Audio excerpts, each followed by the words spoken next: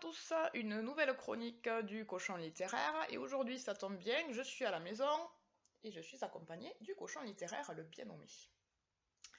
Alors jusqu'à Noël, je vais, en plus de chroniquer des bouquins, je vais vous indiquer à qui vous pouvez les offrir, ces bouquins. Pour qui c'est le cadeau, c'est un bonus.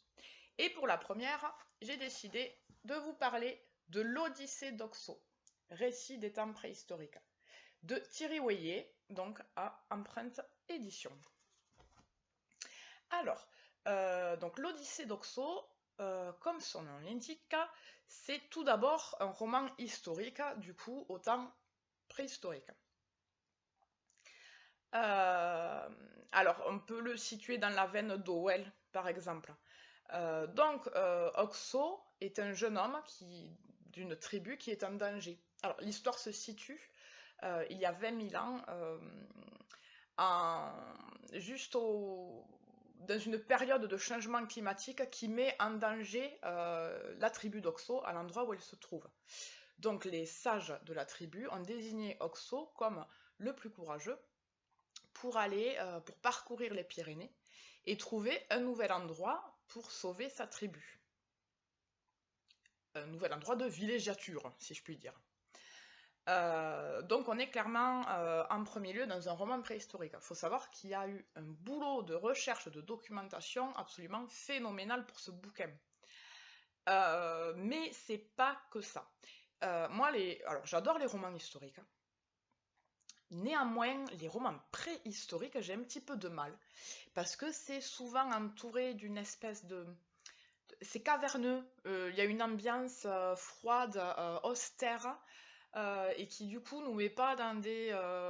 Enfin moi ça me met mal à l'aise très souvent. Orwell, j'ai jamais trop pu lire. Thierry, dans l'Odyssée d'Oxo, il a beaucoup travaillé sur le relationnel. Alors, parce que à travers cette traversée des Pyrénées, on va suivre aussi l'évolution d'Oxo qui par ses difficultés, sa mise en danger et ses nouvelles responsabilités, va grandir. Alors grandir bien sûr donc en temps normal, dans le temps, mais grandir aussi dans son courage, voilà, il devient un homme en fait. C'est vraiment un roman d'apprentissage. Donc Thierry a beaucoup travaillé ça. Il a beaucoup appuyé ses personnages avec une sorte de chaleur, de sensibilité. Et c'est ça, en fait, cette perception des personnages et des relations entre eux réchauffe l'atmosphère préhistorique dans les Pyrénées. Donc ça, c'est un très bon point. Parce que du coup, il peut se lire à part tout le monde. Moi, je me suis vraiment fait plaisir en suivant les aventures d'Oxo. Donc ça se situe dans les Pyrénées. Oxo va partir de la Méditerranée, il va traverser toutes les Pyrénées jusqu'à l'Atlantique, une sorte de GR20, mais alors plutôt ambiance GR moins 20 000 ans. Alors on va pas aller croiser le pic du Midi, tout ça, mais il y a vraiment un énorme travail de description des Pyrénées, comment elles pouvaient être en ce temps-là. C'est juste passionnant. Oxo va se faire des amis, va se faire des ennemis aussi. Il est très courageux et il a une très grande âme. Donc il va se faire du coup plus d'amis que d'ennemis et il va entraîner dans son sauvetage d'autres personnes, d'autres tribus. Alors du coup, pour qui qu'il est ce cadeau? Alors, en premier lieu, tout passionné de préhistoire, de romans historiques. Alors, je le remontrerai. Pour qui qu'il est ce cadeau? C'est hyper bien documenté. Il y a énormément de recherches. C'est passionnant. Le côté historique est passionnant.